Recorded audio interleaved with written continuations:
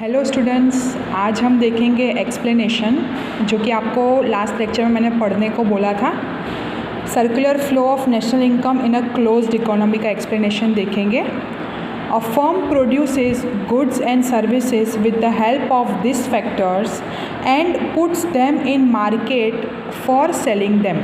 ठीक है, firm production करता है गुड्स एंड सर्विसेज का by using all this factors of production, land, labour, capital, entrepreneur, और उसको मार्केट में सेल करने के लिए रखता है। ठीक है, the families purchase goods and services from the market.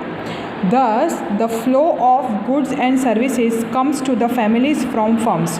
और ये गुड्स जो बेचने के लिए रखते हैं फर्म्स मार्केट में, उसको कौन खरीदता है? फैमिलीज़।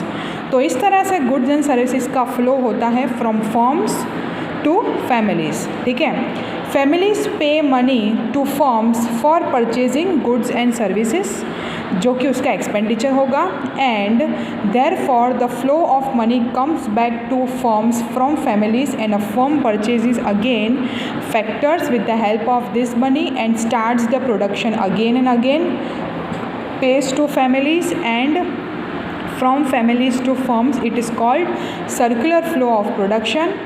प्रोडक्शन से इनकम होगा और इनकम से हमें एक्सपेंडिचर चुकाना पड़ेगा, एक्सपेंडिचर चुकाया उसके बाद हम वापस खरीदेंगे, वापस खरीद के वापस प्रोडक्शन प्रोसेस करेंगे। तो इस तरह से पूरा सर्कुलर फ्लो जो है वो चलता रहेगा। ठीक है, ये प्रोडक्ट बेचेगा, इसको पेमेंट करना पड़ेगा, इसके पास पैसा आया, वापस वो लैंड, लेबर, कैपिटल, एंटरप्रेन्योर खरीदेगा, उससे प्रोडक्शन करेगा, वापस वो मार्केट में बेचेगा, मार्केट में कौन खरीदने को आएगा? ये सब फैमिलीज़, उसको पेमेंट करेगी, उसको पैसा होगा, वापस वो प्रोडक्शन करेगा। इस तरह से पूरा सर्कुलर फ्लो जो है वो चलता रहेगा। So this circular flow of national income keeps the economy constantly vibrant. National income can be measured by 3 ways। 3 methods हैं, प्रोडक्शन, इनकम और expenditure. The flow from families to firm and from firms to families, whereas the goods flow from firm to families and payment flow from families to firm. ठीक है, तो goods जो है वो firms families को provide करती हैं और पेमेंट, उसके बदले पेमेंट कौन किसको देता है? फैमिलीज फर्म को वापस देता है। ठीक है, however it must be remembered that it is a closed economy. ठीक है, in fact there is open economy in which the government has a role to play. Economy shows savings and it has the existence of import and export. Open economy में government का भी role आएगा और उसमें import export जो कि foreign trade है वो भी इंक्लूड होगा। The circular flow can be explained on the basis of market in such economy too. तो उससे भी हम सर्कुलर फ्लो समझ सकते हैं, बट आपके सिलेबस में क्लोज्ड इकोनॉमी का सर्कुलर फ्लो समझाया है तो हमने वो समझ लिया। अभी ये वाला जो टॉपिक है important concepts of national income, जो कि आपके सिलेबस से नहीं है, तो आप एक बार पढ़ सकते हो। 9.4 पूरा निकाल दिया है। ठीक है, सारी मेथड्स हैं मेजरमेंट करने की, इम्पॉर्टेंट कंसेप्ट्स हैं नेशनल इनकम के, मेथड्स है आपके सिलेबस में। ठीक है, तो हम 9.5 देखेंगे, मेजरमेंट ऑफ नेशनल इनकम। ठीक है, नेशनल इनकम को हमने आगे देखा 3 मेथड से मेजर कर सकते हैं, तो हम हर एक मेथड को डिटेल में पढ़ेंगे। ठीक है, the measurement of national income means calculation done on the basis of various concepts of national income. ठीक है, मेजरमेंट किस तरह से करेंगे? By doing calculation on the basis of various concepts of national income. So there are 3 concepts of national income and there are 3 methods to calculate national income on the basis of this 3 concepts. ठीक है, 3 methods हैं national income calculate करने के लिए। Production method है, income method है, expenditure method है। ये तीनों मेथड में अलग अलग कंसेप्ट्स यूज़ किए हैं, तो हम तीनों मेथड को समझने की कोशिश करेंगे। प्रोडक्शन मेथड स्टार्ट करते हैं। This method of calculating national income has been developed from the definition given by professor Marshall. ठीक है, हमने आगे देखा था अल्फ्रेड मार्शल ने प्रोडक्शन बेस्ड डेफिनेशन दी थी। ठीक है, फिर the sum of monetary value of finished goods और services produced in agriculture, industries and service sector. The sum of monetary value of goods and services is the national income. तो सभी goods and services जो कि country में production होता है तीनों sector में, एग्रीकल्चर, इंडस्ट्रीज़ और सर्विस सेक्टर में, उन तीनों का मिला के जो टोटल मॉनिटरी वैल्यू आती है उसको बोलेंगे national income. So find out production in agriculture, industry and service sector, then it is multiplied by market value and find out monetary value यानी कि मनी वैल्यू। जो मनी वैल्यू आएगी उनका total करेंगे, तीनों सेक्टर का मिला के जो भी प्रोडक्शन हुआ है सबका टोटल करेंगे और जो टोटल आएगा उसको बोलेंगे हम नेशनल इनकम। अब इसमें कुछ इंपॉर्टेंट फैक्ट्स हैं, कुछ चीज़ों का ध्यान रखना है, ठीक है। तो क्या क्या फैक्ट्स है वो? National income is calculated by keeping in mind the following things. Classification of economy in different sectors, economy को क्लासीफाई किया है डिफरेंट सेक्टर्स में, वो सेक्टर्स क्या है?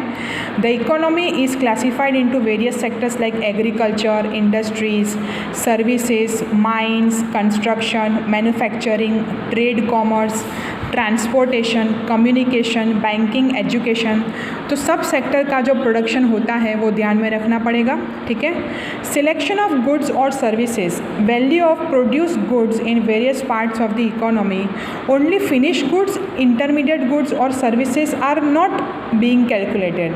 सभी पार्ट्स में जो प्रोड्यूस्ड गुड्स होते हैं वो सब कैलकुलेट करना पड़ता है। तो कौन से गुड्स एंड सर्विसेज को सिलेक्ट करना है जो कि फाइनल है, फाइनल प्रोडक्शन होके तैयार हो गए हैं, ठीक है। Service of housewife, the service of the household work of a housewife is not sold in the market and therefore its monetary value cannot be measured, thus it is not considered as national income। जो हम housewife service करते हैं उसको monetary value में convert नहीं किया जाता, तो वो भी कंसिडर नहीं किया जाता while measuring the national income। फिर है सेल्फ कंजम्पशन। हम सेल्फ कंजम्पशन के लिए जो यूज़ करते हैं वो मार्केट में नहीं बेच सकते, ठीक है, तो वो भी कंसिडर नहीं किया जाएगा while calculating the national income।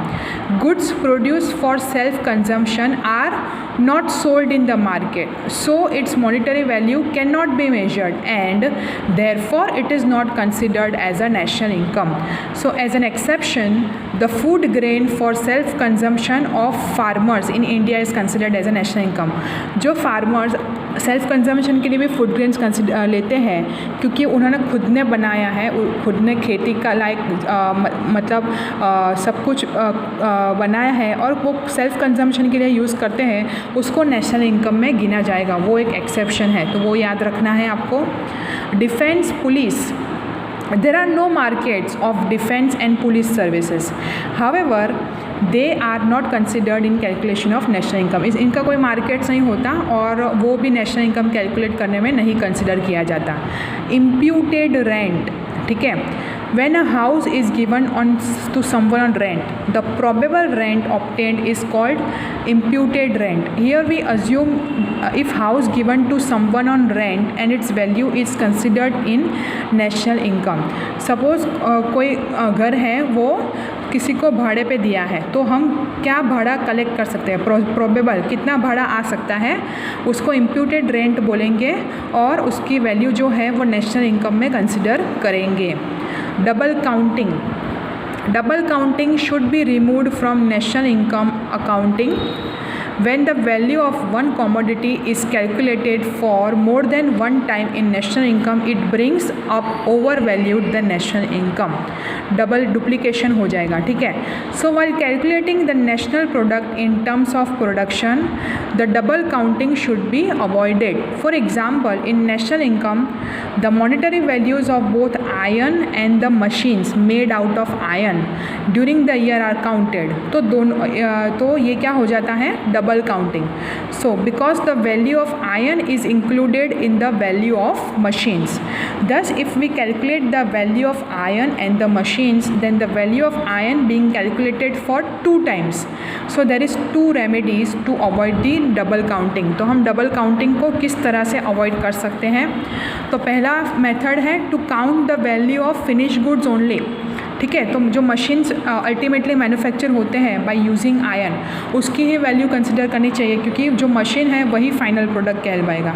So in this method instead of counting the value of goods having half made interim use, if the monetary value of the machine which is the finish goods and the value of the iron involve in it is considered, the problem of double counting can be solve. मैंने बोला ना, ion के value नहीं consider करने का, अगर जो machine बनाया है बाय यूजिंग आयन उसकी वैल्यू कंसिडर करें तो नेशनल इनकम में डुप्लीकेशन होने के चांसेस घट जाएंगे। ठीक है। सेकेंड मेथड है वैल्यू एडेड मेथड ही देखने का, मतलब जो डिफरेंशियल वैल्यू है वही देखने का। देखते हैं, एक टेबल से समझाया गया है ये वाला कंसेप्ट। तो in production process when a production of a goods goes from one stage to another stage, ठीक है, एक स्टेज से एक मशीन में से दूसरे मशीन में डलता है, या फिर एक स्टेज कंप्लीट होकर दूसरा स्टेज में जाता है तो उसकी मॉनिटरी वैल्यू बढ़ती है। So if this increased value is drawn out, तो दोनों के बीच क्या डिफरेंस होता है, कितनी बढ़ती है, जो एक्सेस वैल्यू बढ़ती है उसी को कंसिडर करें, वैल्यू एडिशन कितना होता है और उसको ऐड करें नेशनल प्रोडक्ट में, तो भी डबल काउंटिंग नहीं होगा, क्योंकि हम जो डिफरेंस है वही कंसिडर कर रहे हैं। हर एक स्टेज पे जो एडिशनल मॉनिटरी वैल्यू आ रही है उसको ही कंसिडर करते हैं, तो डबल काउंटिंग नहीं होगा। तो एक एग्जाम्पल से वो हम समझ सकते हैं। स्टेजेस ऑफ प्रोडक्शन, पहले कॉटन बनता है, फिर यान बनता है, फिर क्लोथ बनता है, इस तरह से प्रोडक्शन प्रोसेस है। सेल्स इनकम क्या होती है, 100, 200, 280, 580 टोटल। फैक्टर कॉस्ट क्या है, यहाँ पे कुछ नहीं है, क्योंकि इनिशियली कॉटन जो है वो हमें एग्रीकल्चर से मिला है, ठीक है। उसको हम यान में कन्वर्ट करेंगे तो 100 रुपये का खर्चा हुआ, फिर उसको क्लोथ में बनाएंगे तो और 100 रुपये का खर्चा हो गया, 200 रुपये हो गया, ठीक है। तो 100 रुपये हुआ, यहाँ पे 200 रुपये खर्चा होता है। तो इंक्रीजिंग वैल्यू क्या है, ये दोनों के बीच जो है इंक्रीजिंग वैल्यू 100 है, ये दोनों के बीच है दैट इज़ ऑल्सो 100, ठीक है। ऐसा आप ऐसे कंसिडर करो, 100 माइनस 0 100, 200 माइनस 100 100 और 280 माइनस 280, ठीक है। तो इंक्रीजिंग वैल्यू कितनी आती है, 280, जो यहाँ पे समझाया गया है। If in a factory cotton of ₹100 is bought and yarn of ₹200 is made out of it and cloth of ₹280 is made out of the year, ठीक है। तो मॉनिटरी वैल्यू कितनी होगी, सबका मिला के 580 होगी, वो काउंट करेंगे नेशनल प्रोडक्ट में, जो कि डबल काउंटिंग कहलवाएगा, ठीक है, अगर हम सब कुछ वैसा का वैसा ले लें तो। बट अगर द कॉटन इज़ इंक्लूडेड, सब में होगा, बोथ यान और क्लॉथ में, तो value of the cotton is considered and counted for 3 times, तो that is called double counting. तो अब हम क्या करेंगे, but if the value of cotton is 100, yarn is 100 and cloth is 80, ठीक है, तो वैल्यू एडिशन ही कंसिडर करेंगे 280 रुपीज़ का, तो डबल काउंटिंग नहीं होगा, ठीक है। जो कि ये है इंक्रीजिंग वैल्यू है हर एक स्टेज पे, वो ही कंसिडर करेंगे, ठीक है। तो डबल काउंटिंग नहीं होगा, ठीक है। The above stated example shows that the factor cost is 0 because here it is assume that the production of cotton is of the previous year.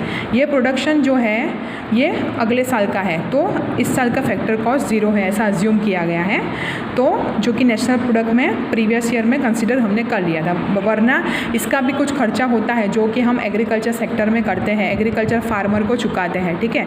वो हमें कॉटन देता है एक्सट्रैक्ट करके, जो हम पैसा उसको पेमेंट करते हैं, वो यहाँ पे खर्चा इंक्लूड करना पड़ेगा। पर यहाँ पे ऐसा अज्यूम किया है कि वो अगले साल हमने ले लिया है नेशनल प्रोडक्ट में, तो इस साल इसका 0 लिया है, ठीक है। तो ये टेबल आपको समझना है और उसका एक्सप्लेनेशन पढ़ना है, और इसमें कुछ डाउट हो तो मुझे पूछना है, ठीक है, क्योंकि ये इंपॉर्टेंट है समझना। फिर नेक्स्ट पॉइंट है indirect tax subsidy. Indirect tax subsidy. Due to inclusion of indirect taxes in the market value of goods, the indirect taxes are deducted to find out the national product and the subsidy given by government is added.